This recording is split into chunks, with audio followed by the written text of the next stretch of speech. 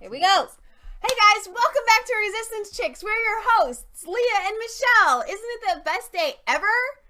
Can you hear me now? Yeah, they can hear us now, I think. We have a big show. Today is 8/18/2019. You missed all of our flubs to start with. So I'm going to read some of these headlines. Sudanese migrant jailed for extremely savage murder of woman who refused him sex. That would be, yeah. How do you prove something like that? Leeds in February after this is Kara Ali Kari was sentenced to life imprisonment on Thursday. This happened in Leeds. So he was so enraged and frustrated by her rejection that he decided in his mind to teach her a lesson and to kill her.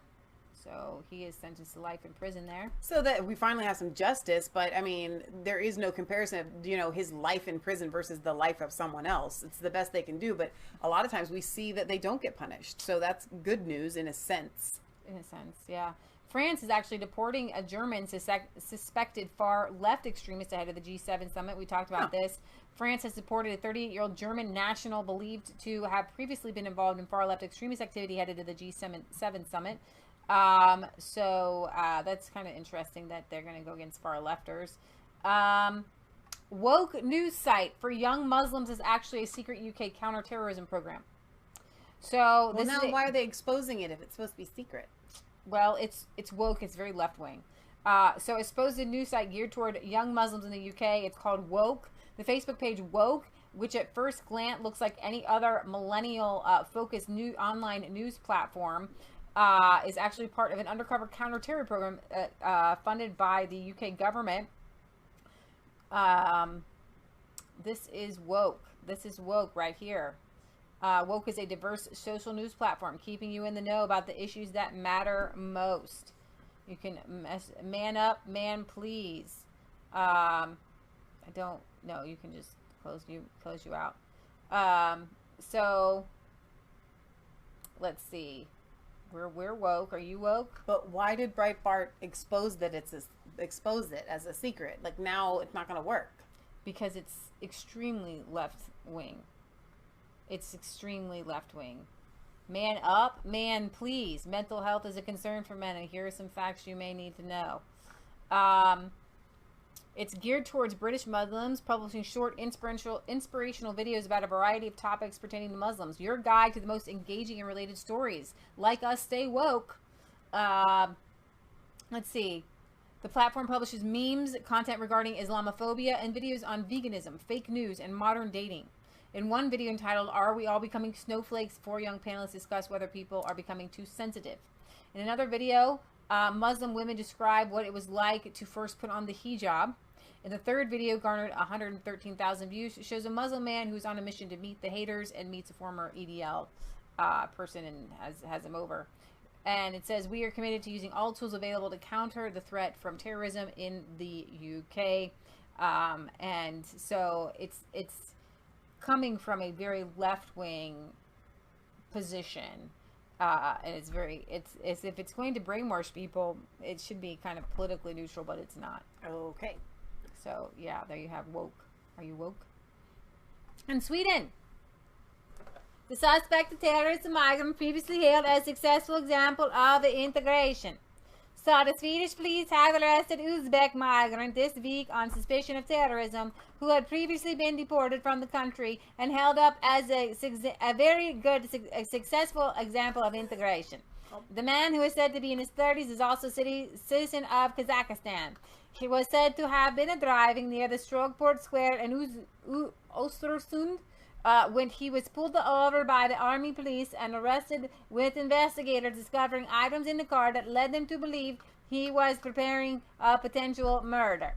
After the arrest, the Swedish security police, SAPO, and the prosecutor's office connected a potential terrorist motive, I'm messing this whole up, to the man's actions. Witnesses to the arrest said that the man had driven in a strange manner, but he did not appear threatening. Here's your dude here. Oh. No, that's a different dude. No, that's a different dude. They put in other articles. Never mind. So they're fantastic. Supposedly, it was this fantastic. He originally came to Sweden in 2012. Okay. And claimed that he required asylum after his family had been threatened because his father had prosecuted a mafia boss. He later admitted that story was a fabrication. Nice hat. A friend of the man and his family who had come to Sweden with him claimed they're a fantastic family. They wanted to become Swedes properly, live as we do. And now he is a terrorist. So. Oh, wow. In Austria, Muslim cab drivers refusing service to blind person with guide dogs. Blind people with guide dogs are being refused service by Muslim cab drivers in Innsbruck, Austria, because they regard the animals as ritually unclean. Some 80% of cab drivers in the Trollian capital now have a migration background. Wow. And the local newspaper reports that many having their roots in the Islamic world, Anton Elber and Harold Flecker, the managing directors of the Radio Control Center for Cabs in Innsbruck, admitted that such incidents were a growing problem. How many blind people are there to be even denied? But complained that they are not aware of the owners. They are not the owners of the taxis. We only mediate between riders and drivers, so could do little to stop it. We try to make it clear to the drivers again and again that these trips have to be carried out exactly like any other job. Unfortunately, at the moment, we are not in a position to solve this problem satisfactorily. He explained that the roughly 400 drivers are constantly changing. They have to inform them again and again and again and give them the rules. Gabrielle Jandris, who works for the Association of the Blind, is a registered blind herself, commented that if there were clear guidelines, for example, that certain dog breeds should not be transported in the passenger compartment, that the dogs must be leashed and muzzled or carried in a transport box, I would understand that. But the whole thing is simply arbitrary, after running into issues while trying to take a taxi to the airport herself. However, according to Gabrielle Klemmer, carrying guide dogs and other assistance dogs is already explicitly stated as the duty of the driver. You're supposed to do that.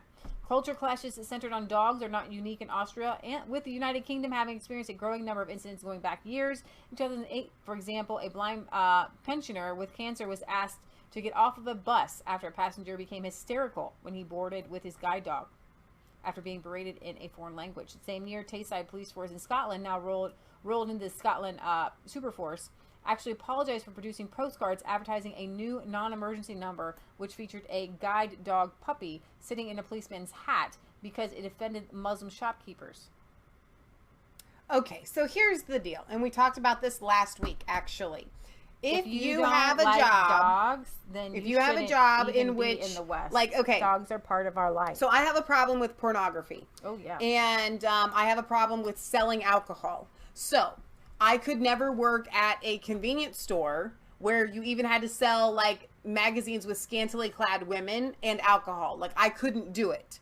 So I wouldn't get that job because it would I wouldn't get the job and then go, well, I can do this, but I can't, whatever. And we were talking about the prayers and so on and so forth. So if you can't fulfill that job, then you can't take the job. Okay. I mean, we have So then when it comes to the woman boarding the bus with the dog, right, and the guy going into hysterics, that kind of reminds me of somebody that has a peanut allergy, right? It's difficult to have a peanut allergy, especially if you have a severe one, because a lot of things are made where they come in contact with peanuts, and you have to be very, very careful. You don't get to go to the whole world and say, ain't nobody allowed to produce anything with peanuts because I'm allergic. Then you don't get to ride public transportation. If you might come encounter with, somebody that has it's called public transportation. It's a bus. Anybody can get on it. If the bus policy says that the person that is blind can bring a dog with them, then you got to get over it and you got to find another way of transportation. I'm sorry, you're allergic. What if a person with a peanut allergy was on public transportation and somebody came and sat next to them and ate a peanut butter and jelly sandwich, and they were so allergic to peanuts that just sitting next to somebody eating a peanut butter and jelly sandwich made them like have a fit? Okay, I'm sorry, person with the peanut allergy, but you got to find another way. It's unfortunate, but it's just a fact. This is my choir mode. I'm going on to another story because I'm 504-year-old boys cathedral choir is being sued for gender bias. A 9-year-old girl is suing a centuries-old Berlin boys choir, arguing that her bid to join was only rejected because of her gender, and a case that has sparked debate over equal rights. Do they have a girls' choir? Versus artistic freedom. Well, I don't think they have a 450-year-old awesome one. The State and Cathedral Choir is one of the most renowned boys' choir in Germany, founded in 1465 by Frederick II of Brandenburg. Wow. Over its 54 years, I don't even know if I think I was dyslexic there. It has never admitted any girls. The girl whose identity is not revealed auditioned with the choir in March and was rejected. The choir contends the girl's rejection was not predominantly about her gender, and she would have been asked to join if she had displayed extraordinary talent and motivation, and if her voice had matched the desired sound characteristics of a boys' choir.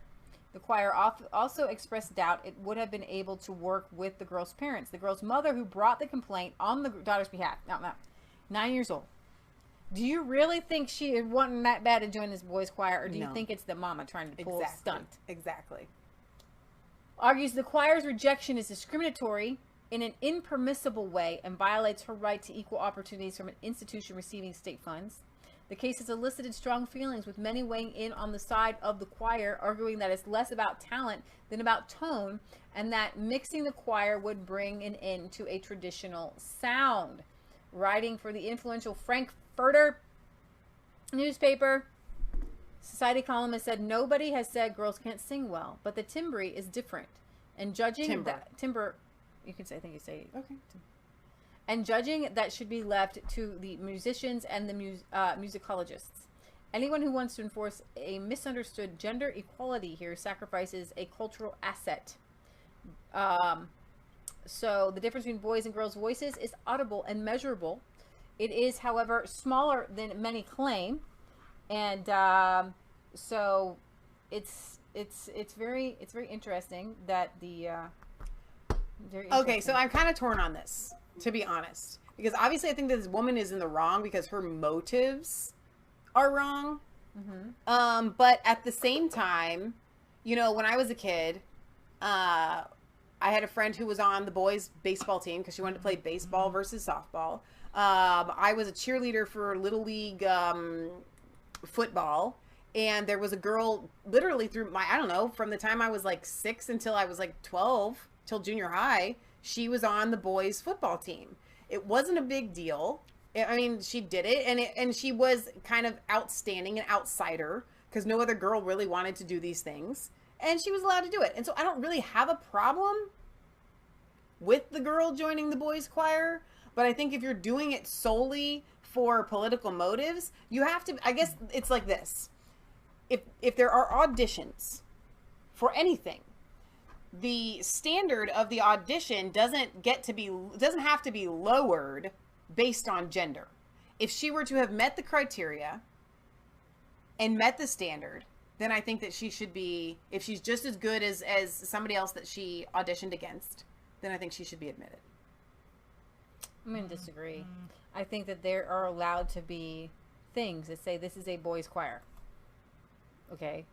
And if they choose to let a girl in, then they can choose it, but they shouldn't have to be forced to do it, even if they get state funds. Same thing with an all-girls choir. I think that it's okay to have all one gender. Some things it makes something special. So like it makes something unique. Right. It makes it sit out. So this is an all boys choir, and everyone knows that boys have a very unique voice. Prepubescent.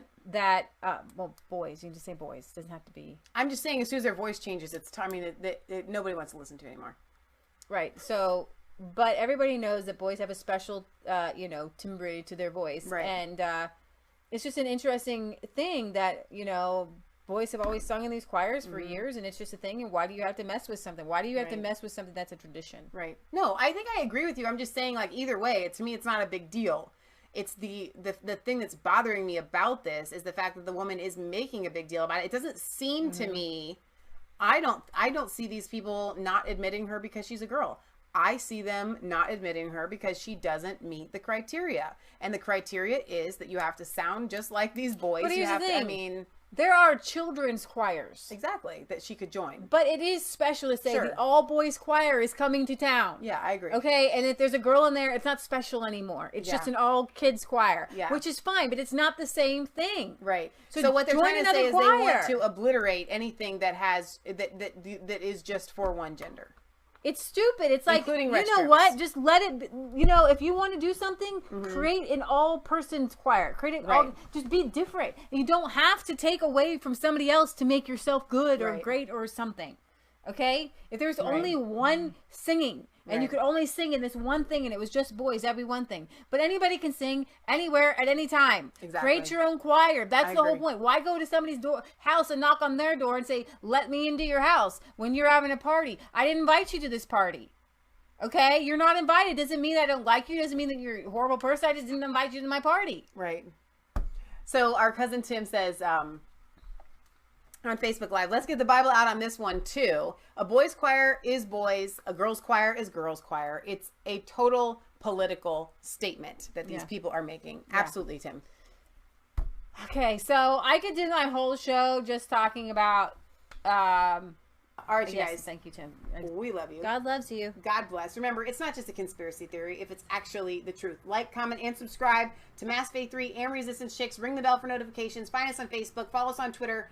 We love you. God loves you. God bless. Have a wonderful rest of your Sunday. Rest. Get in the Word. And we will see you back as soon as possible. Bye, guys.